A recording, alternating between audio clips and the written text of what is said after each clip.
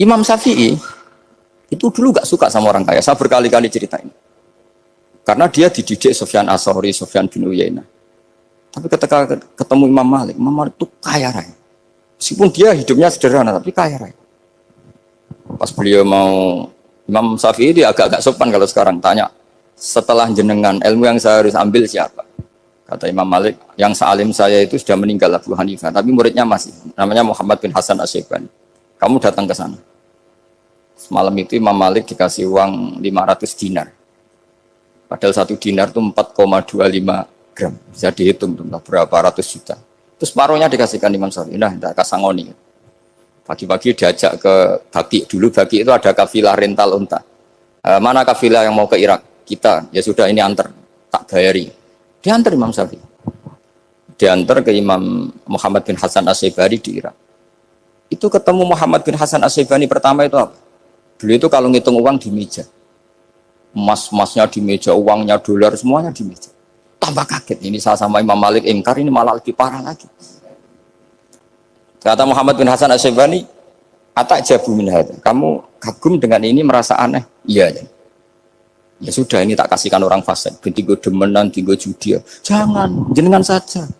Kalau jenengan kan orang soleh dipakai kebaikan. Berarti orang soleh boleh kaya. Angsal-angsal. Semenjak itu Imam Syafi'i kebablasan. Sampai fatwa kiai fakir itu haram.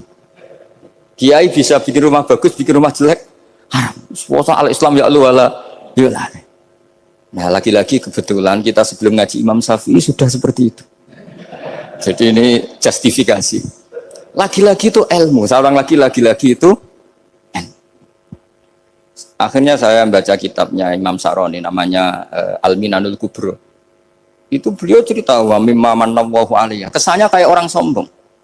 Tapi sebetulnya yang sopan itu yang sombong karena Imam Sa'roni kan bilang, kamu harus memaklumatkan diri kalau antum minal ulama il amilin. Kamu termasuk ulama yang amilin. Terus ditanya sama orang-orang, bagaimana kalau nyatanya enggak?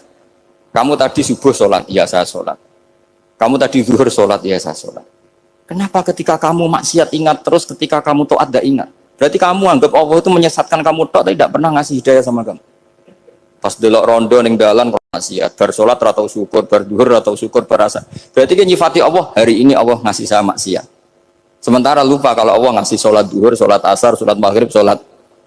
Oh sudah di situ al-Minanul Kubro, orang itu soleh semua. Nah saya itu termasuk orang yang didikte oleh kitab, terbentuk oleh kitab Al-Minanul Kubro. Jadi di situ hidup itu enak semua. Makanya saya itu masih ingat dialeknya dua orang alim. Nggak perlu saya sebutkan, ini agak sensitif karena ceritanya itu ada anaknya kiai mau nyalek. Karena dia anaknya kiai tanya, Mbah, dalilnya nopo nanti yang kepingin jadi jabatan, mencari jabatan itu sah. Kalau yang jawab tak sebut nggak apa-apa namanya. Jawabnya Mbah Mun, oleh gak apa-apa. Nabi Yusuf juga ada jabatan. Terus beliau baca qalat ani ala khuzainil ardi ini khafifun alim. Nabi Yusuf juga ada jabatan ya Rabb. Didebat sama orang alim. Itu Nabi Yusuf syariatnya itu mansukhah bi syariati Rasulullah Muhammad sallallahu alaihi wasallam. Setelah tamunya pulang, Mbah Mun dibantah gitu. Dari Mbah Mun gini bilang, anut kiai wae oleh pemenang anut nabi. Sama ingat kalimatnya. Anut kiai wae oleh pemenang anut. Artinya Nabi Yusuf kan minta jabatan ij'alni ala khuzainil ard. Jadi akhirnya semenjak itu fikih-fikih ilmu tadi saya ulang lagi. Akhirnya saya cari, termasuk saya disuruh bangun. Saya golekno dalile nak wong soleh kok oleh jabat. Batinku, wong dalil kok diorder saya sempat. Ternyata saya cari-cari ya tadi am yahsudunan nasa alama atahum wa min fadlih faqad ataina ala Ibrahim alkitab wal hikmata wa atainahum mulkan azim. Keluarga Nabi Ibrahim di antara sifat yang disebutkan Allah adalah dikasih mulkan azim. Sebab itu akhirnya kiai Indonesia itu mazhabnya Syafi'iyah semua. Politik ya kerso, jabat ya kerso, proposal ya kerso. Saya ini, maksud saya ini yang menyelamatkan ilmu. Kalau orang khusyuk pasti gedeng. Kiai kok gelem proposal, kiai kok para pejabat. Tapi orang ilmu setuju. Nah saya nggak tahu setujunya itu bawaan ilmu apa bawaan nafsu tadi itu yang mulai saya data. Nah kalau saya kan bawaan ilmu saya baca. Itu bedanya saya dengan Mas Nadif jadi bawaan baca. Karena kemarin saya dibully habis-habisan di Kudus. Saya tidak punya kesempatan bicara di menantunya Neng Muah ya. Wah ini kurang ajar betul orang ini kata saya. Tapi saya nyari sisi positifnya. Kalau saya dibully kan saya madlum. Orang madlum gampang jadi wali. Yang dia bully berarti zalim ya sudah berarti wali saya gitu. Nah supaya dia juga wali sekarang tak bully supaya impas gitu. Jadi ini nolong beliau. Jadi saya 22 hari itu kalau habis subuh ke rumah sakit, tapi kalau asar pulang ngajar. Ya begitu terus. Karena mbah-mbah saya itu sukanya ilmu Masya Allah. Karena ilmu itu penting. Apapun pakemnya para wali itu kalau diingatkan secara ilmu itu terus kayak runtuh. Saya berkali-kali mencontohkan. Dan itu valid, data itu valid. Sufyan bin Uyainah itu orang yang khusyuknya Masya Allah. Gurunya Imam Syafi'i, gurunya Imam Malik. Itu beliau menceritakan dalam kitab Hilyatul Auliya. Nabi Isa itu senengannya itu ceria sekali. Nabi Yahya itu senengannya bersengut, abusan, suka kayak takut akhirat, takut penyakit. Tapi bukan takut corona, enggak ya jelas kan. Saya akhir-akhir ini fatwa, sekarang jangan baca Uwais Al-Qarani, tapi Al-Qarni. Meskipun saya tahu ada yang baca Qarani di kitab-kitab, ada yang baca Qarni. Tapi sekarang wajib dibaca Al-Qarni sementara. Sekali dibaca Al-Qarani itu nisbatun ilah. Iya, jadi makanya ini untuk sementara dibaca, ngikuti yang baca Uwais Al-Qarni. Meskipun di sarah-sarah apa bi fathir ra wakila bi sukun, ya sudahlah sekarang harus ijma dulu Al-Qarni ya, karena kalau Al-Qarani itu akhirnya Nabi Isa ditegur sama Nabi Yahya. Mali aroka dohikan ka'annaka ta'manu min makrillah. Saya melihat kamu kok suka tertawa, seakan-akan kamu merasa aman tidak kena azabnya Allah. Nabi Isa akhirnya balas tanya, Mali aroka abisan ka'annaka tai'asu min rahmatillah, taknatu min rahmatillah. Kowe mbesengut wae koyo dunia orang rahmat, anane corona tok. Padahal ya ono mangan, ono guyon, ono nikmat. Dan itu figur besar, akhirnya kita tahu. Dan saya sering cerita juga, setiap dakwah itu Nabi Isa nyari syirarun nas, Nabi Yahya cari khiyarun nas. Tentu alasan Nabi Yahya gampang, berteman orang baik itu baik lah, nyaman, terus akibatnya juga baik. Nabi Yahya enggak. Limada tanzilu ala syirarin nas. Kenapa kamu singgahnya ke orang-orang yang buruk? Ana tabibun udawil mardo. Saya ini dokter, tentu menyembuhkan yang sakit. Akhirnya terus di Indonesia banyak kiai yang kancanan orang fasik ya banyak. Tapi ya tentu yang benar itu yang mensolehkan yang fasik. Yang mesti salah yang menjadi fasik karena ketularan yang. Tapi itu lagi-lagi apa? Ilmu yang bisa menjadikan kita percaya itu ilmu. Saya tuh suka sekali baca kitab yang berbeda. Saya sekarang baru belajar kitab orang-orang Hanafi, orang-orang Maliki. Saya kemarin dikirimin hadiah oleh keluarga Pak Kures. Ada tanda tangannya Pak Kures dari Habib Ali, dari keluarga beliau. Ciri kitab namanya itu Sarah Bukhari, yang dikarang orang India, orang modern, Anwar ya, Kiai Anwar Shah, orang India ya, orang sekarang. Itu beliau termasuk mujaddid kalau dalam perasaannya orang India. Mensarai Bukhari ya, kira-kira sanadnya Sayyid Muhammad ke beliau itu 3 atau 4. Beliau termasuk orang-orang yang bisa membentuk India seperti itu. India kan banyak syurahul hadis, termasuk Waliullah Ad-Dahlawi, terus Syekh Yusuf Al-Kandahlawi, banyak lah saya. Itu beliau cerita di kitab-kitab itu bahwa ilmu itu harus diungkapkan. Terus beliau cerita banyak tentang kewalian. Sampai dalam cerita kewalian itu unik. Dan terus kayak jadi wali itu gampang sekali. Ya di antaranya itu wali itu mau modal rasido. Sab'atun yudhilluhum wa fi dhillihi yawma la dhilla illa dhilluh. Itu diantaranya itu wa rajulun da'athu imra'atun datu jamalin wa mansibin faqala inni akhafu. Mau modal gak sido.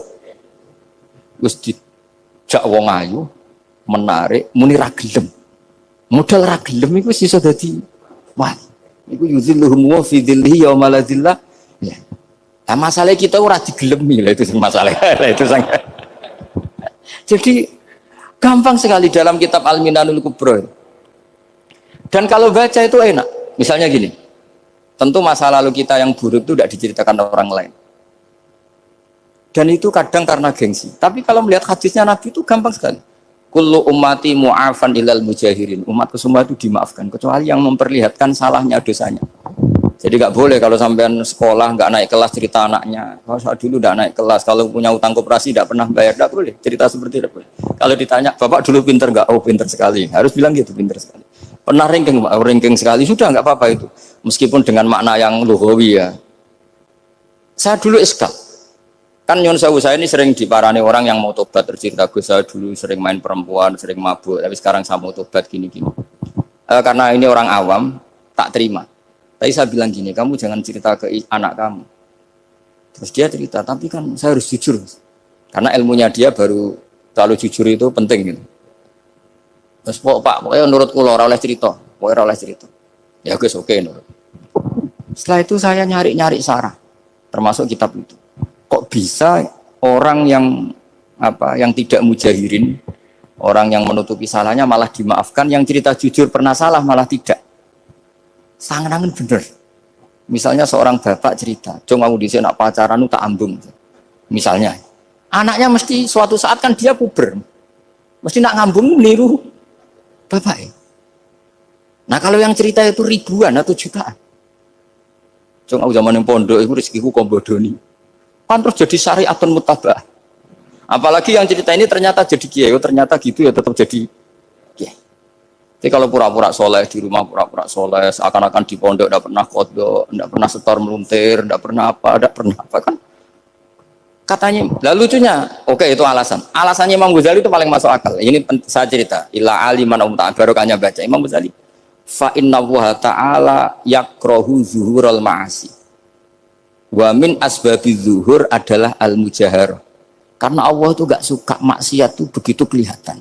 Dan awal dari kelihatannya maksiat adalah semua orang cerita. Akhirnya maksiat dianggap biasa saja. Jadi kalau semua orang cerita zaman mondok nakal itu akhirnya semua orang yang nakal. Oh itu niru kiai ini, karena ini niru kiai. Kan repot. Tapi kalau semua kiai sok suci atau suci betul, dan semoga ya suci betul, kan yang maksiat, yang mau maksiat ini gak punya alasan. Karena masternya gak pernah maksiat. Meskipun sebagian yang sultan gak pernah konangan, gak tahu pokoknya yang penting seperti itu. Itu hebatnya konsepnya. Saya dulu ya iskal loh. Kok? Ya tadi kullu ummati mu'afan illal mujahirin. Saya dulu iskal seiskal kan. Tapi setelah baca Ihya kata Imam Ghazali, karena Allah itu enggak suka zuhurul ma'asi. Allah enggak suka kalau maksiat terlalu muncul. Dan termasuk sebabnya muncul adalah setiap orang jujur menceritakan masa lalunya. Penelitian itu saya berkali-kali bilang tidak harus orang-orang pinter banget sebetulnya, karena perangkat yang disediakan Allah ini juga menyediakan untuk orang-orang bodoh, dan itu hikmah terbesar dari Islam. Jadi Islam ini bisa difahami orang pinter juga oleh orang-orang yang nggak pinter. Saya punya kenangan tentang ilmu astronomi, kita belajar falak itu jelimet, Pak Fathul Wahid, jelimet sekali. Ketika ada perdebatan misalnya awal Ramadan itu Ahad sama Senin, sama lagi misalnya Ahad, Minggu sama Senin. Karena kita ini di pesantren kalau bilang Minggu itu kadang dilarang, harus bilang Ahad. Apalagi kiainya Pak Fathul Wahid di Kudus, Kiai Turehan itu fanatik, itu nggak boleh orang bilang Minggu, harus bilang Ahad. Yang lucu itu ada seorang kiai yang sangat fanatik terhadap Islam, itu nggak mau kalendernya ditulis kenaikan wafat Isa Al-Masih. Karena keyakinan umat Islam bukan Isa yang wafat tapi Sibeh Isa. Itu di kalender Kudus kan wafatnya dalam kurung Sibeh Isa, ya, yang menyerupai Isa. Jadi saking fanatiknya tetap menulis sesuai keyakinan. Saya teruskan. Orang kadang bilang begini, cara orang yang tidak mendalami ilmu. Sama-sama kiai, sama-sama ormas Islam kok beda awal Ramadan, sehingga jadi debat Ahad atau Minggu sama Senin. Saya punya mak-mak ya, kalau orang sepuh itu yang dulu ikut buyut saya. Jadi saya ini generasi kelima, itu orang itu muammar, ditakdir umurnya panjang. Itu bilang gini, Gus, sebetulnya untuk tahu kalender yang benar mana itu gampang katanya. Cari tanggal 15. Nanti kelihatan siapa yang salah. Ternyata betul. Kalau dihitung Ahad, nanti 15-nya misalnya jatuh hari apa, nanti kelihatan. Ternyata pas yang dikatakan 15 versi Ahad itu bulan belum purnama. Purnamanya itu di versi mereka yang tanggal 16. Berarti benar mana? Yang Senin kan? Tapi yang versi Senin ternyata betul pas 15 pas purnama. Artinya apa? Allah menyediakan perangkat untuk menguji Senin apa Ahad dengan cara awam, yaitu nunggu tanggal 15. Artinya gini, kata siapa yang tahu itu hanya orang pinter gitu. Orang awam juga bisa tahu. Karena agama ini milik bersama, ya milik orang pinter, milik yang tidak pinter. Sehingga dalam pola-pola Islam, di antara madhab Syadzili, madhab Thariqah Naqsyabandiyah, itu beliau di antara kampanyenya gini, kata Thariqah Naqsyabandiyah, Thariqah kami ini yastawi fistifadatiha ar-rijalu wasibyan. Popularitas Thariqah saya mudahnya difahami ini antara orang pinter yang sudah dewasa sama anak-anak kecil ini sama. Kenapa demikian? Kalau dalam filosofi kebenaran itu ada pepatah fa innal haqqo adharu min syamsidz dhahirah. Kebenaran itu lebih jelas ketimbang matahari di siang hari. Sehingga mereka dengan mudahnya mensifati Allah misalnya adz-dzahir, zat yang begitu jelas. Kenapa Allah begitu jelas? Karena ulama dulu cara kalau dalam bahasa pondok mensifati, menstatuskan alam raya ini maujud. Maujud itu ada. Di mana-mana sesuatu yang ada itu ya diciptakan oleh yang ada. Masa tidak ada kok menciptakan yang ada. Sehingga mereka tidak pernah tertarik sama faham komunis, ateis bahwa alam ini dimulai dari ketiadaan. Pertanyaannya adalah bagaimana sesuatu yang tiada menyebabkan yang ada. Sehingga ulama dulu pinter, sifat wajib itu apa? Wujud. Karena alam raya ini kadung wujud, kadung maujudat, maka Allah harus wujud.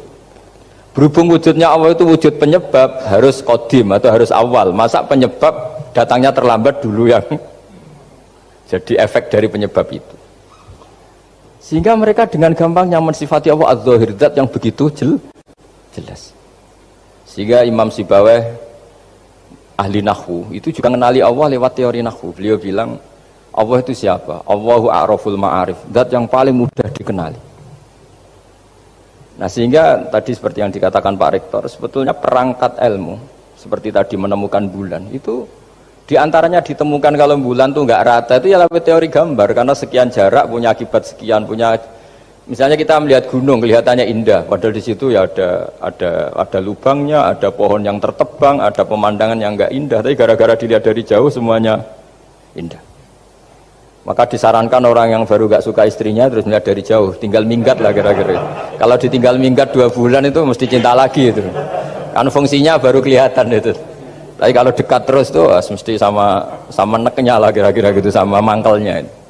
Sehingga itu ya dipakai teori juga dalam silaturahim. Di agama terkenal ada pepatah zuruhiban tasdad hubban. Jadi ya jangan sering ketemu, nanti kamu gampang cinta. Kalau sering ketemu ya gampang bosen lah kira-kira seperti itu. Nah, kemudian teori-teori awam ini dikembangkan.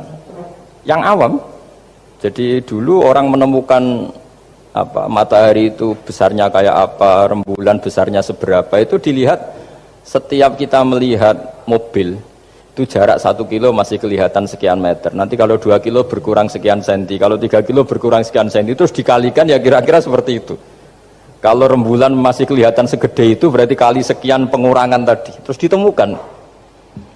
Makanya kita Pak Fathul Wahid yang di pesantren yang memang serius ngaji itu di situ ada ilmu falak, itu ditemukan sebelum ada teknologi.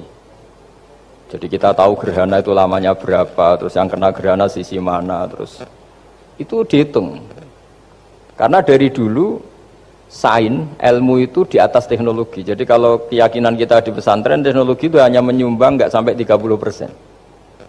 Jadi orang bisa menemukan pesawat misalnya itu karena melempar batu, kalau masih ada tekanan batu itu tidak akan jatuh. Padahal batu itu tidak ada mesinnya, asal ada tekanan dia tidak jatuh. Terus dihitung kecepatan berapa yang menjamin sesuatu itu tidak jatuh. Hanya ditemukan pesawat meskipun mau landing harus tetap banter, karena kalau tidak banter jatuh.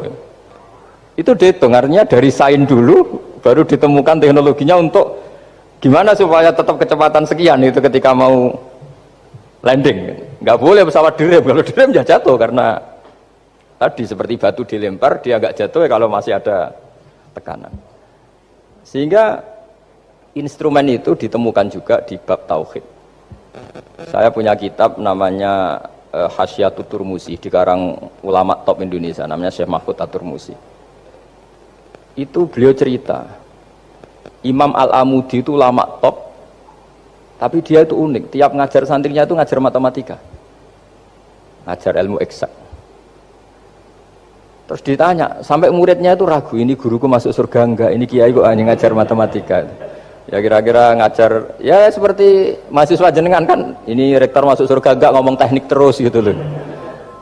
Tapi gurunya kayaknya enggak terima, diudhoni santrinya itu enggak terima, karena beliau seorang wali. Murid-muridnya itu bermimpi. Ini penting saya ceritakan, mungkin agak aneh di dunia kampus ya, di bab ini.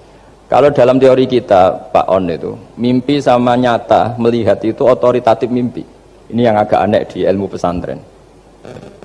Jadi melihat jenengan langsung dengan mimpi itu otoritatif mimpi.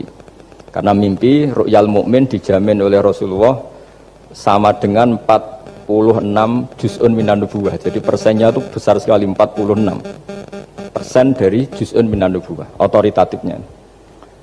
Nah tentu tidur yang benar. Logikanya gini, kata-kata kitab-kitab menjelaskan. Orang kalau melihat langsung itu pasti terpengaruhi oleh cinta atau tidak cinta, senang atau tidak senang, sedang butuh apa enggak. Jadi kalau saya sedang butuh dengan Pak Rektor itu melihatnya dengan penuh harapan. Jadi kalau saya sakit mau mati itu senang lihat dokter karena ini harapan, Rektor nggak ngefek gitu kan gitu. Tapi kalau saya politikus ngelihat ketua partai itu lebih respect ketimbang melihat dokter. Jadi gara-gara banyak kepentingan ini melihat itu nggak pernah jujur gitu. Nggak pernah jujur. Jadi kebodohan manusia justru karena melihat itu kalau dalam teori kitab.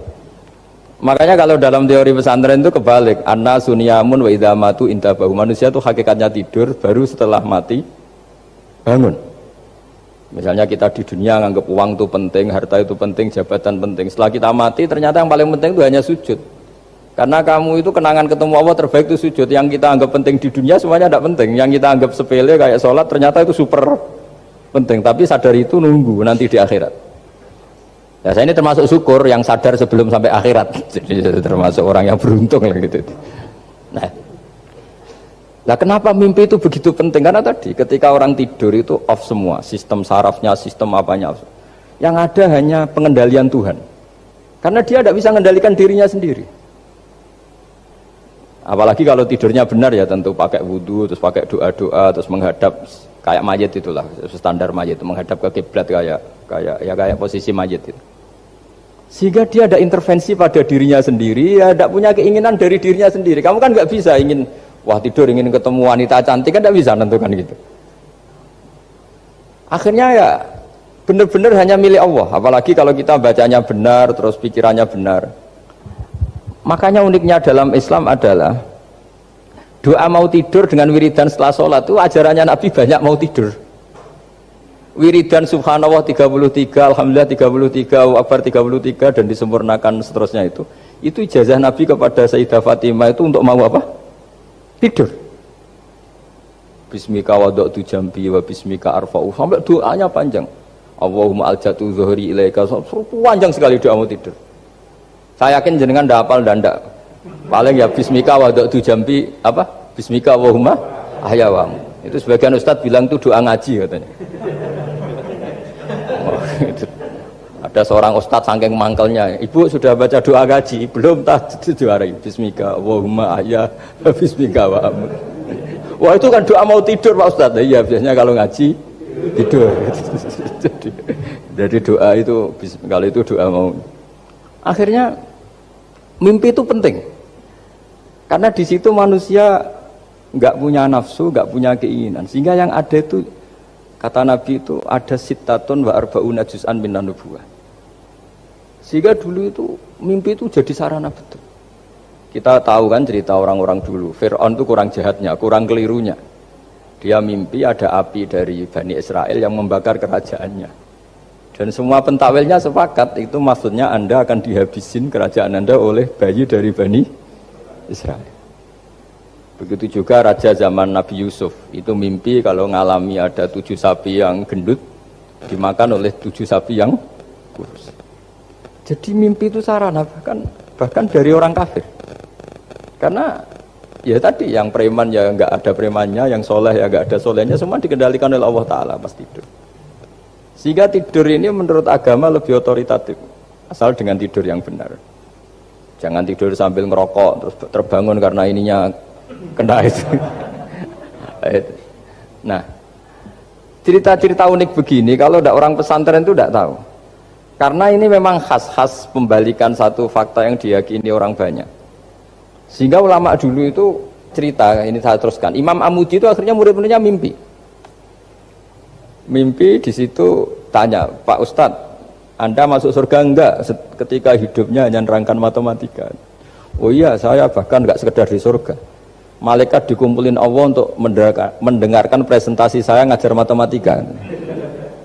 Jadi kata dia cerita, Allah bilang gini ke malaikat, hei para malaikatku, kenapa kamu iman sama saya? Ya karena saya melihat engkau ya Allah, melihat kekuasaan engkau. Tapi imannya orang ini itu melebihi iman kamu. Wah ya tidak bisa, saya melihat engkau langsung, ini tidak melihat engkau langsung. Kenapa begitu yakin seperti yakin kita? Oh iya. Terus Imam Amudi, silahkan ajari matematika. Imam Amudi mulai ngajari matematika. Terus beliau ngajari ya sederhana. Angka 2, 3 sampai ribuan sampai jutaan itu binisbat ilal wahid nisbatun wahidah, yaitu nisbatul far'i ilal asli. Hanya ngajar itu toh. Dunia ini apapun banyaknya variannya, apapun banyak makhluknya, itu semuanya adalah nisbatul far'i ilal asli. Angka 2 ya cabangnya 1, 1 juta ya cabangnya 1, semua itu dimulai dari 1. Jadi di mana-mana hitungan itu dimulai dari 1. Dan 1 ini harus ada, yaitu Tuhan. Matematika akhirnya malaikat, wah keren juga maksudnya. Keren juga maksudnya. Akhirnya Allah bilang, dan itu didawuhkan juga oleh Rasulullah SAW, tuba liman amana bi walam yaroni. Yang hebat itu imannya orang yang enggak melihat saya. Makanya masyhur itu, malaikat ditanya Allah, siapa imannya yang paling kuat? Ya kita, karena melihat engkau langsung ya Allah. Para nabi. Terus tapi yang dari sekian pertanyaan itu jawab sama, yang paling ajaib adalah umat-umat Muhammad di akhir zaman, enggak menangi nabinya, juga enggak pernah lihat surga neraka, tapi iman sama saya. Dan mereka punya cara untuk imannya itu berkualitas sama dengan kamu para malaikat. Ya diantaranya dengan cara logika tadi yang saya utarakan tadi. Am khuliqu min ghairi syai'in am humul khaliqun. Kalau alam raya ini wujud, maka penyebabnya harus sesuatu yang wujud. Masa sesuatu yang enggak wujud menyebabkan yang wujud?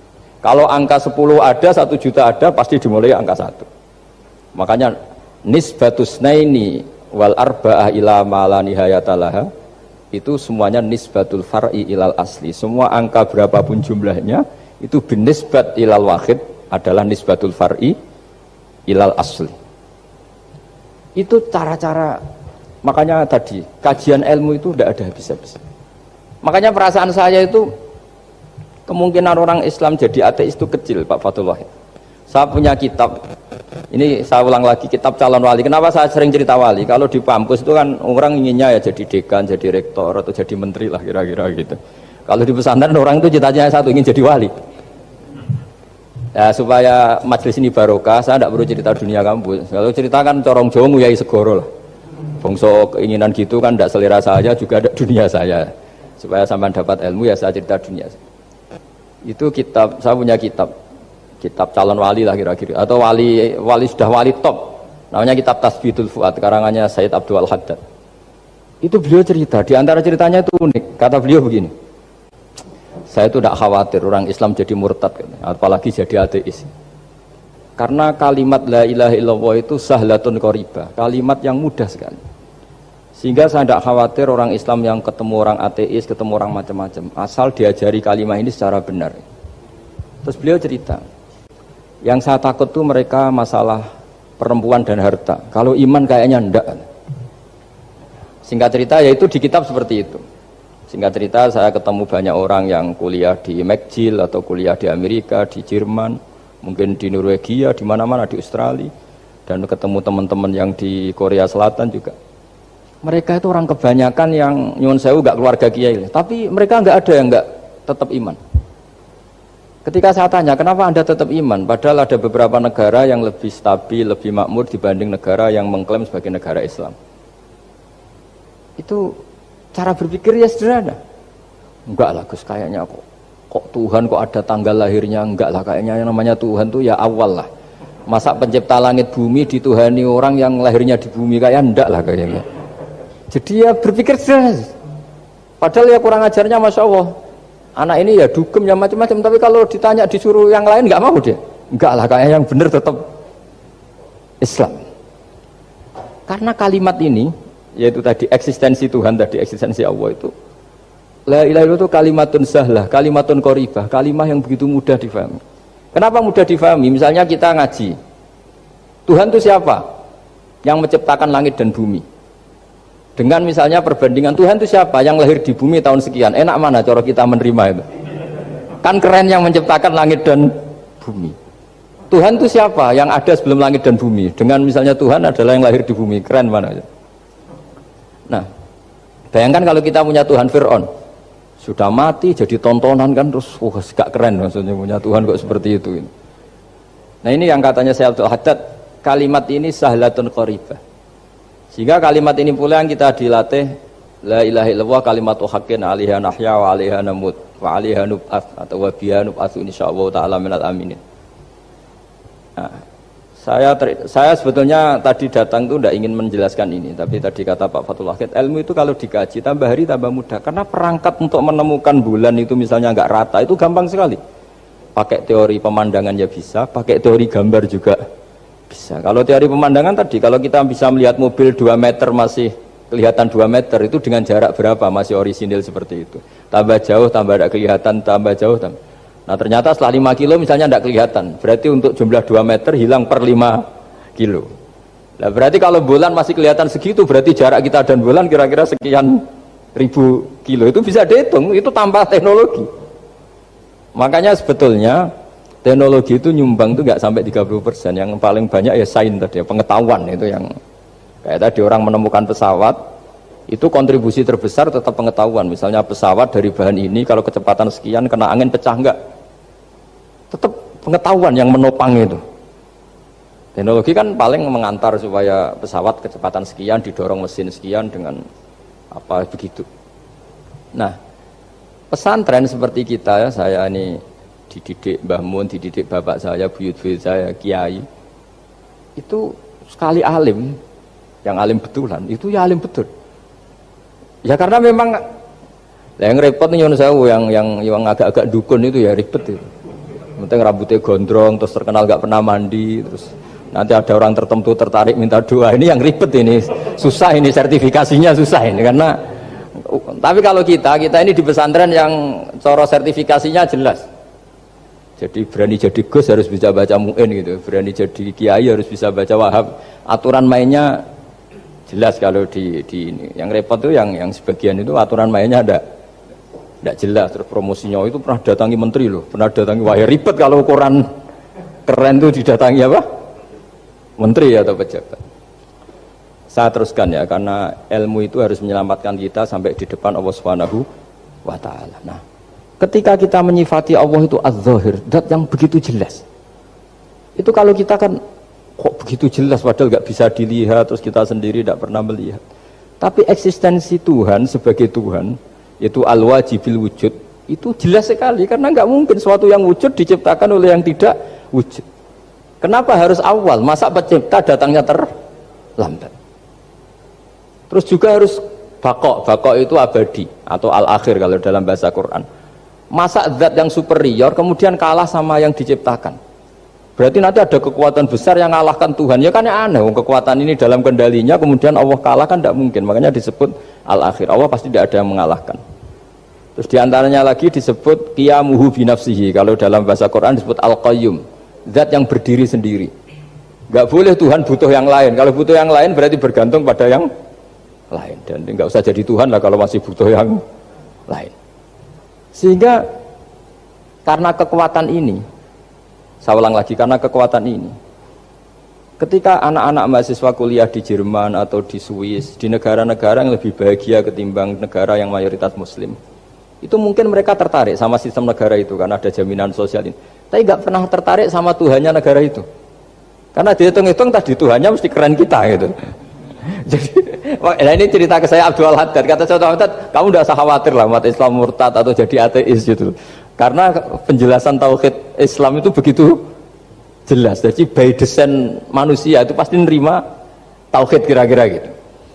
Jadi ini pentingnya adz-dzahir. Jadi Allah itu begitu apa? Jelas. Tapi Allah juga mensifati dirinya al-batin. Nah, al-batin itu gak mudah dikenali. Kenapa? Karena tubuh kita desainnya ini profan, tubuh kita tidak sempurna, rentan. Nah, tentu sesuatu yang nggak sempurna ini tidak bisa melihat zat yang super apa? Sempurna. Kita bisa rusak sementara Allah tidak. Nah karena alasannya tubuh kita ini didesain untuk rusak, maka di surga itu keyakinan para ulama orang bisa melihat Allah karena desain tubuhnya sudah dirubah dari desain profan menjadi keabadian, sehingga di sini saya akan melihat. Itu pun tetap min ghairi kaifin walan hisorin, tetap ya bisa melihat, tapi corong Jawa itu keceluk melihat tapi tidak sampai faham.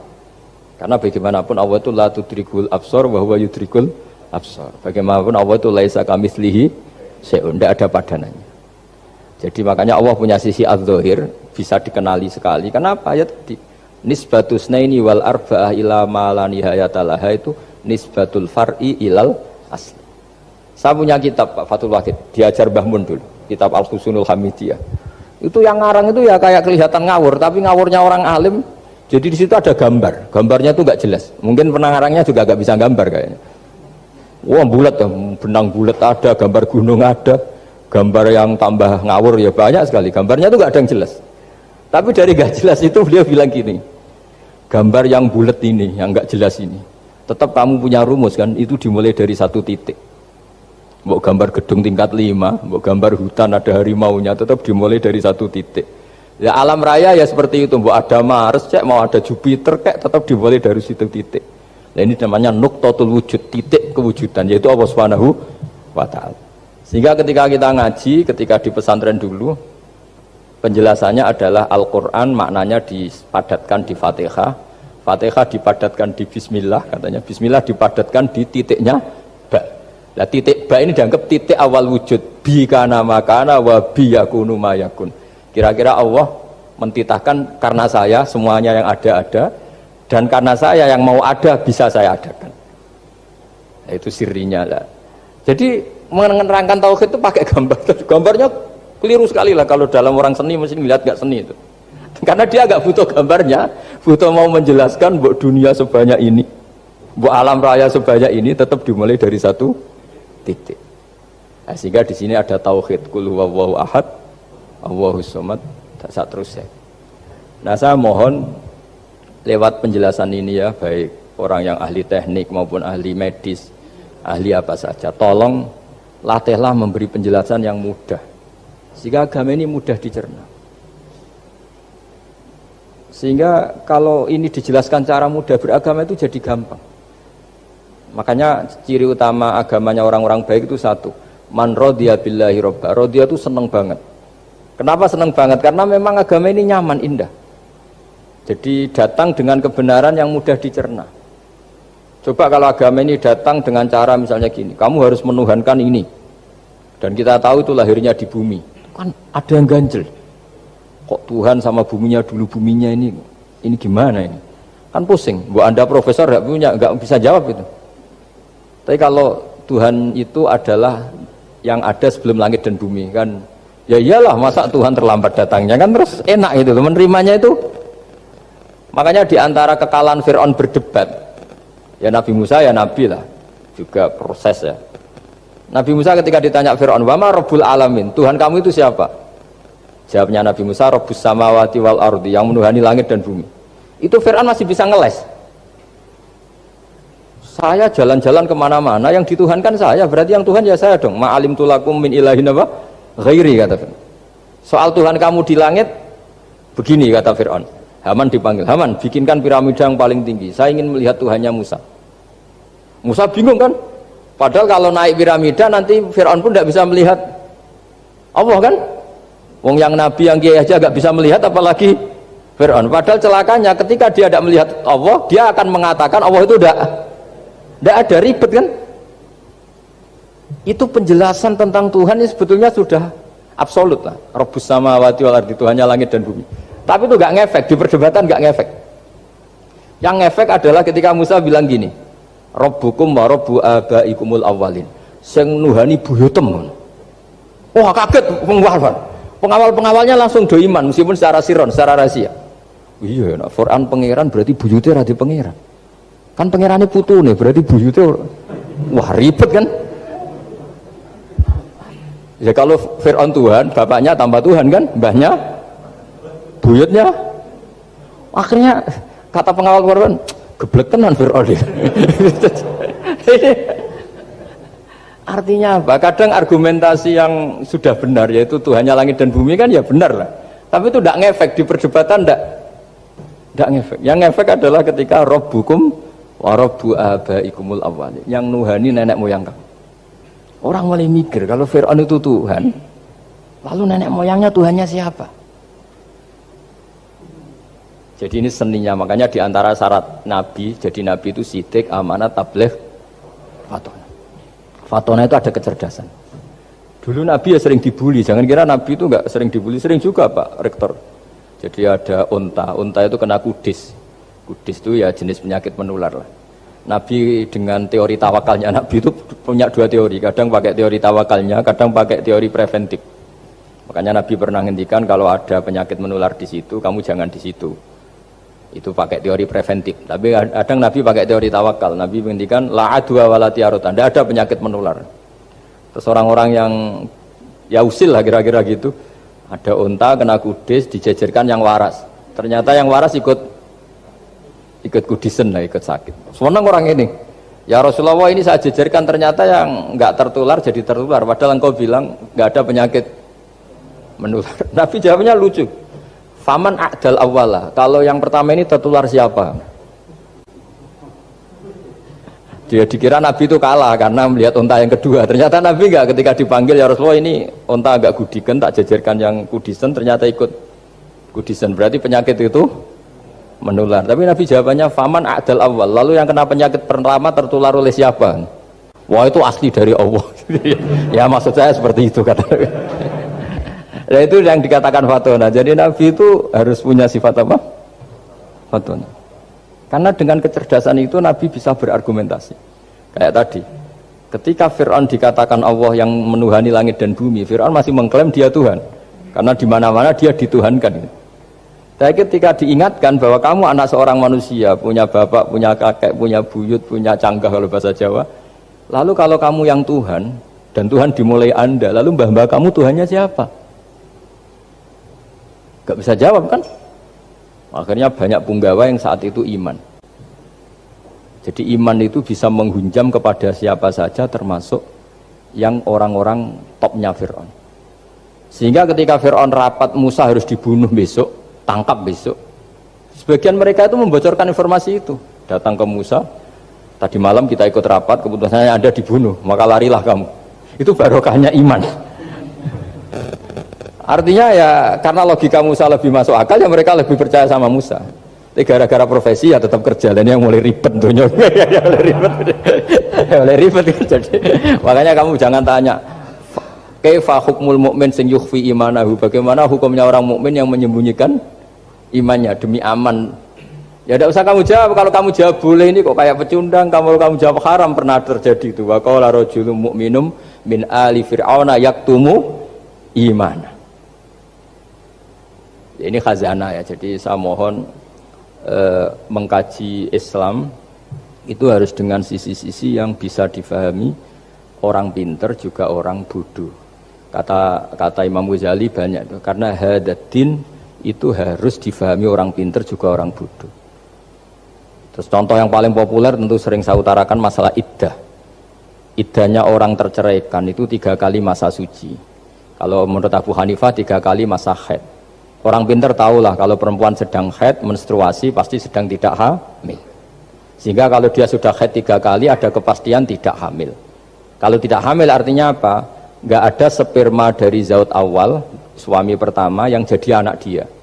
Padahal tujuan iddah adalah nanti kalau di hubungan suami istri sama suami kedua jelas anaknya suami kedua. Tapi kalau andaikan tidak ada iddah kan, malam hubungan suami istri, pagi bentrok cerai, terus kawin. Kumpul suami istri lagi, terus nanti anaknya itu anaknya siapa? Kan nggak jelas. Kalau sampean bisa klaim lewat DNA juga mungkin secara ilmu objektif Pak Rektor. Masalahnya juga bisa disuap kan? Saya sering dibantah orang-orang itu. Wah Gus, DNA itu otoritatif, karena gini-gini nggak mungkin, bohong kamu. Ya DNA-nya nggak bohong, pegawainya bisa disuap kan? Kayak nggak tahu nggak tahu manusia apa nggak tahu Indonesia, nggak tahu terus. Itu yang sensitif itu, yang mulai wilayah sensitif itu. Nggak tahu manusia apa kayak nggak tahu Indonesia. Manusia aja ya sudah. Berarti Anda sangat nasionalis. Jadi ribet kan? Maka dianjurkan ada iddah.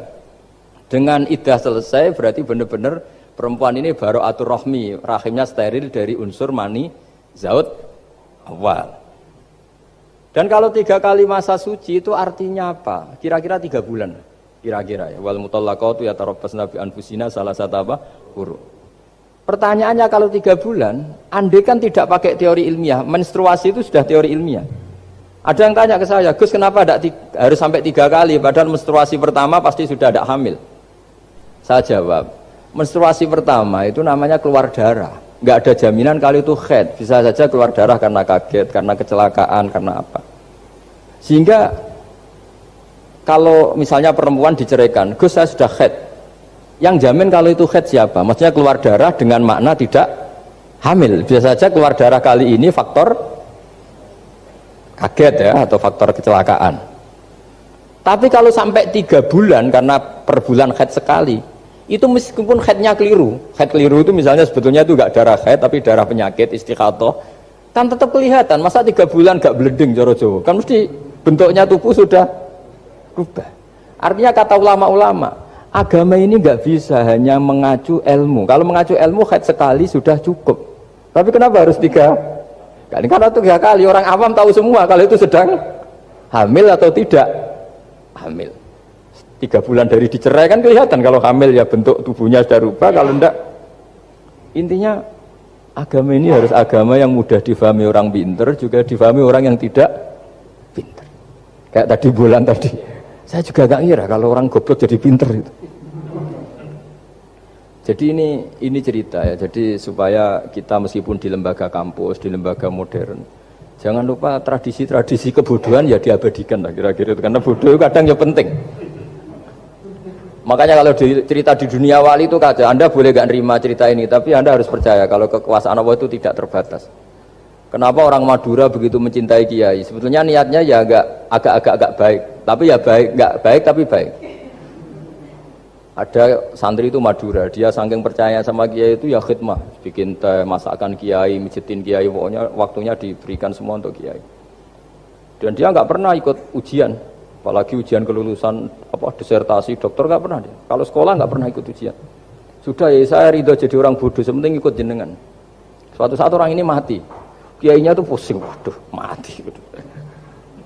Ini di dalam alam mimpi itu, kamu boleh gak percaya, nggak wajib percaya memang. Ini kan ada akidah, jadi tidak wajib percaya. Ditanya sama malaikat, Marabbuka, Tuhan kamu siapa? Jawabannya lucu, malaikat kamu itu gimana? Di mana-mana tanya sama orang pinter, orang bodoh kok kamu tanya? Pusing kan malaikatnya. Di mana-mana namanya tanya, itu ya sama orang pinter, masa orang bodoh ditanya? Yang bener aja kamu. Makanya bodoh ini ya senjata, makanya ini kita kalau pinter ya alhamdulillah, kalau bodoh ya alhamdulillah. Karena bodoh itu penting. Kalau negara ini tidak makmur, yang disalahkan mesti para rektor. Gunanya apa ada rektor kalau nggak solusi bagi bangsa ini? Orang bodoh pasti nggak disalahkan kan? Nanti kalau ada hisab, kenapa Indonesia carut marut? Yang dipanggil Allah itu menteri, rektor, pasti itu. Apa kontribusi Anda sebagai orang pinter, sebagai profesor, sebagai orang bodoh aman? Santai, nggak kena panggilan kan? Karena ada harus bertanggung jawab. Akhirnya terus malaikat tanya, lalu yang pinter siapa? Yang di atas itu, kiainya yang nalkin itu, yang di atas itu. Walhasil kiainya itu karena wali itu dengar, ya wile cung bodoh kok terus nganti wis mati. bodoh kok kamu bawa sampai mati. Jadi kadang orang bodoh itu ya pinter tadi, malaikat tuh kamu itu gimana? Di mana-mana tanya itu ya sama orang pinter. Orang bodoh kok kamu tanya? Ya ribet kan kalau sudah ketemu seperti itu. Nah, Nabi juga sering ngalami dialek sama orang bodoh. Kadang Nabi yang ngalah, kadang logikanya orang bodoh itu lebih gampang. Itu ada orang pencari dop itu semacam kayak biawak ya. Tapi tidak biawak, kayak semacam biawak. Ketemu Nabi, kamu tahu kalau saya ini Rasulullah? Tidak tahu ya. Ya kamu harus iman kalau saya ini Rasulullah. Hatta yu'mina laka hadad dhabn. Ya kalau hewan ini iman sama kamu ya saya iman. Ribet kan ukurannya itu. Waduh, untung Nabi betul. Terus Nabi tanya, "Dok, kamu tahu kalau saya Rasulullah?" Terus Dobnya saat itu bisa bicara, "Asyhadu annaka Rasulullah." Terus baru iman. Imannya tanya, "Kenapa kamu iman sama Rasulullah?" Hewan aja tahu kalau dia Nabi, apalagi manusia. Sehingga di masyhur itu di acara-acara kita kalau wadhabbu wal ghazalah yasyadani laka bir risalah itu wadhabbu wal ghazalah yasyadani laka bir risalah. Sehingga nah kekeliruan kita, saya sering ngomong di mana-mana, matur di mana-mana. Masyarakat Indonesia mayoritasnya tetap yang enggak pinter. Orang Islam mayoritas yang enggak pinter. Lalu orang enggak pinter ini diabaikan sehingga mereka tidak jadi energi yang luar biasa untuk mengawal Islam atau mengawal Indonesia. Itu keliru menurut saya. Menurut saya orang-orang yang nggak pinter pun tuh punya nurani. Zaman kita dijajah Belanda, itu tidak semua orang rektor, tidak semua orang profesor, tidak semua orang kiai, tidak semua orang alim. Mereka orang-orang yang nggak terpelajar, tapi tetap tahu caranya melawan apa? Belanda, melawan penjajah. Karena tadi manusia ini diciptakan itu sudah punya pengetahuan. Seperti mukadimah dibaca Pak Rektor, Iqra wa rabbukal akram alladzi 'allama bil qalam 'allamal insana ma lam ya alam. Jadi bawaan manusia itu akan tahu untuk sesuatu yang perlu diketahui meskipun dia orang bodoh. Seolah lagi meskipun mereka orang apa? Orang bodoh. Ya, di sini ini Islam datang yastawi fistifadatiha fistifadati syariah ar-rijalu wasibyan, bahwa ukuran kebenaran itu adalah siapapun mudah tahu. Bahwa angka 2, angka 3, angka 5 itu adalah far'ul wahid. Cabang dari angka 1. Fal aslu huwal wahid, yang asli adalah angka 1. Dan 1 ini harus 1. 0, itu ditemukan untuk setelah ada angka 1. Jangan keliru kamu. Tanpa ada angka 1 tidak ada 0. 0 ada gunanya kalau ada 01. Misalnya ada orang bilang, tapi kan ada 0,5, tetap saja harus ada angka 1. Enggak bisa. Kamu bayangkan 0,5 kan karena ada 1. Artinya apa? Kamu bilang separuh dari 1, tapi itu pun karena sudah ditemukan aljabar. Makanya kalau dalam matematika Arab, mungkin di sini banyak orang eksak. Kalau matematika Arab itu mudah sekali Pak. Orang Arab itu nggak mau bilang 2,5. Misalnya zakatnya tijarah itu 2,5. Itu kan kalau kita zaman SD kan garap porogabit. Itu orang Arab nggak mau. Saya pernah cepet-cepetan garap matematika, yang ahli matematika sama saya itu cepet saya. Karena saya pakai matematika bodoh. Justru itu gampang. Kalau orang Arab cara berpikir gini, kalau bilang 2,5 itu rubu'ul usur, apa? Rubu'ul usur. Dari rubu'ul usur gini, 1/4 dari 1/10. Jadi misalnya 100 1/10-nya berapa? 10. Setelah 10, 1/4-nya berapa? 2,5. Jadi bertahap, rubu'ul usur. Sehingga misalnya gitu, 1 juta kan angkanya nolnya kan 6. Kalau kamu porogabit 2,5 kan kuweselan nggih porogabit. Kalau orang Arab gampang, 1 juta, 1/10-nya berapa? 100, 1/4-nya 25, berarti 2,5-nya 1 juta, 25.000. Orang Arab bilangnya rubu'ul usur. 1/4 dari 1/10, jadi di 1/10-kan dulu, baru di 1/4. Jadi lebih cepat. Sampai pakarnya tanya, Gus kok bisa gini? Wah, aku anak kiai ngawur ya. Saya ini, makanya banyak orang pesantren itu pintar matematika. Sebetulnya matematika yang model, ya sebenarnya kayak agak model bodoh itu. Tapi itu gampang, orang awam gampang.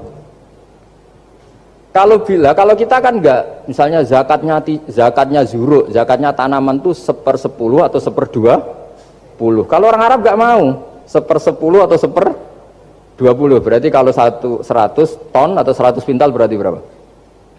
10 atau 5 kan? 1/10-nya 100 berapa? 10. Kalau 1/20-nya 5. Kalau hitung-hitungan di fikih zakat orang modern kan 1/10 atau 1/20. Kalau orang Arab nggak mau bilang gitu. Zakatnya zuru itu al-usur, 100 ton misalnya 10. Atau nisful usur, separuh dari 1/10. Jadi nggak mau bilang 1/20. Usur atau nisful usur. Gampang mana coba? Ya kan, usurnya kan 10. Kalau nisul usur 5 atau seper 20. Daripada gawe poro gapet, wah seruat. Jadi kita ini yang kelihatan goblok matematikanya ya pinter juga gitu. Meskipun juga tetap goblok karena ada nekuni gitu. Sehingga di pondok itu ya dulu diajarkan faraid, falak itu ya gampang sekali karena memang hitungan Arab gitu. Kalau bilang 2/3 itu sulusani apa? Jadi 6. 2/3-nya 6 berapa? 6 sulusnya berapa? Sepertiganya 2. Nah, sepertiga itu sepertiga 2 kali. Berarti berapa? 4. Ya, 6 itu 2/3-nya kan? Pokoknya bahasa Arabnya sulusan. Kalau orang terjemahnya berapa? Kalau orang 2 kali sepertiga apa? 2/3. Sulusan itu 2/3. Nah, itu kalau orang Arab bilang enggak 2/3, sulusani. Sepertiga 2 kali. Jadi 6 di sepertiga dulu 2.